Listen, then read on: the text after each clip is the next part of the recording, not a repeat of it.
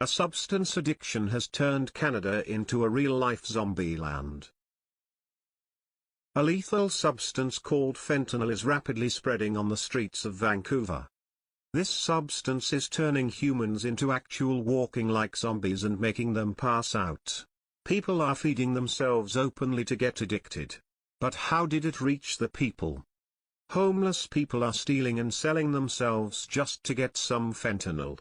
Active overdose has led people living in trash cans and streets, from consuming huge amounts of grams of this substance and passing out on the streets. Similar to the Philadelphia, the downtown East Side, Canada has also landed in crisis. Long-term substance users suffer crumbling bones, brain injuries, and little hope of treatment. While people called it hell on earth. But the addicts beg to differ. People who live or work in the neighborhood are hit hard by the substance crisis and say if you look beyond problems, you see people trying to help one another. With the rise of housing prices in Vancouver causing rising cases of homelessness and the influx of fentanyl found in street substances, the city has been living on the streets. Downtown East Side is the second poorest postal code in the country. Petty felony is sky high, but brutal offenses are surprisingly low. The neighborhood has been in decline since the 1970s and has seen its way through all of the epidemics of the last 45 years. However, many feel the problem isn't the government or the users.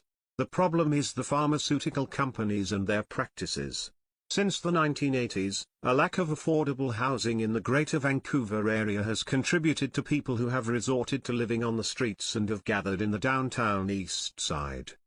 During the 1990s, funding for a government social housing program was cut drastically, and more low-income people resorted to living on the streets. With a great population now residing in Vancouver's downtown East Side, there are an estimated thousands of people who reside in the downtown East Side of Vancouver. Over the past few decades, this area has now become a center of homelessness and rampant substance addiction. Though safe injection sites have provided life-saving services for thousands and have contributed largely to recovery for many, unfortunately, there are a greater number of addicts than there are support services available. As it's one of the only survivable climates in Canada across all 4 seasons and because of the density of some of the only detox beds in the province, many addicts end up in Vancouver.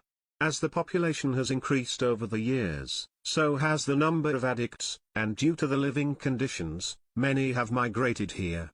One of the city's oldest neighborhoods, that's is the site of a complex set of social issues, including disproportionately high levels of substance use, homelessness, poverty, felonies, and mental illness.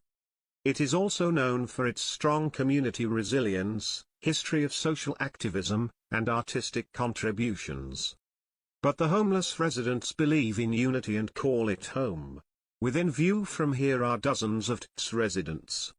Some sit on the pavement outside tents, some walk, some sell things, some are disoriented, and some lie on the sidewalk.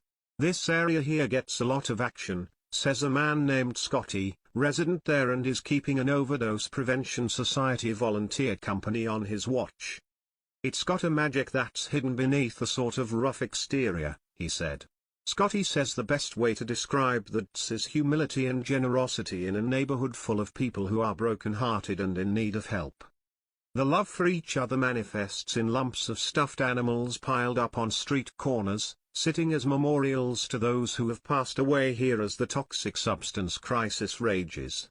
To address the problems described in the substance crisis in Vancouver, the government has offered the following observations and recommendations to affiliate agencies at the local, provincial, and federal level. Harm reduction services are improving health outcomes among PUD. Vancouver should continue scaling up these services in a manner that reflects changes in the substance situation. Substance control efforts have failed to achieve their stated objectives, resulting in a range of negative health and social consequences. A full policy reorientation is needed. Because fentanyl is much more potent than other substances, the risk of overdose increases exponentially, even from using what would have been a regular dose. It's estimated that just a few more grains of fentanyl can be lethal. In 2019, Canada suffered from 971 substance-related overdose demises. It's important to be able to recognize the signs of fentanyl use and when those are heading towards an overdose. Nobody knows when this will end and people will be rescued, it's just a matter of time.